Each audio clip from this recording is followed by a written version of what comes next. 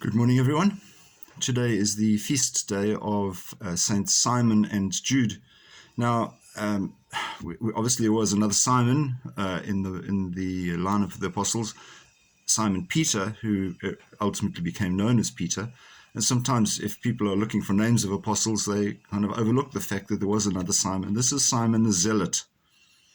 We don't know an awful lot about him, other than he was one of the apostles.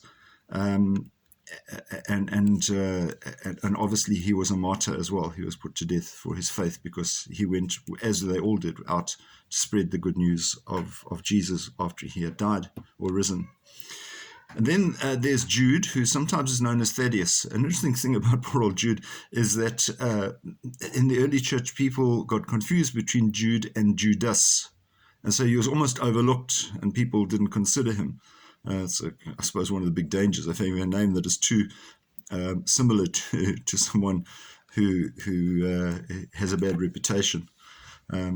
So those are the two saints we recognize today. Once again, celebrating their lives in that they gave their lives for Christ and were recognized as being saints as a result. So we also need to look at our own opportunity to be saints in our own way. It's rather an interesting thing. In the first reading today, it is St. Paul's letter to the Ephesians, and it's good news for us because he says, you are no longer aliens. Now, some of you might be concerned about that because there are a lot of people say, well, where did human beings come from? We start looking at, an alien invasion, and maybe there were, in fact, remains of aliens in the pyramids, and evidence that in fact we in fact are offspring of aliens, and St. Paul reassures us we're no longer aliens.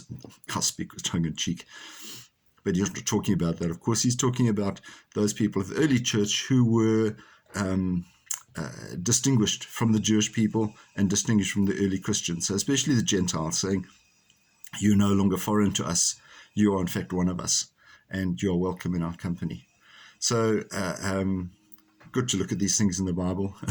Sometimes we see some interesting translations, and one of those I always reflect on is the unfortunate translations when you find in the book of Proverbs, better for a man to sleep on the roof of the house than to stay in the house with a nagging wife. Now, I'm not saying that is happening all the time, but there's some interesting things in the Bible. You go read it.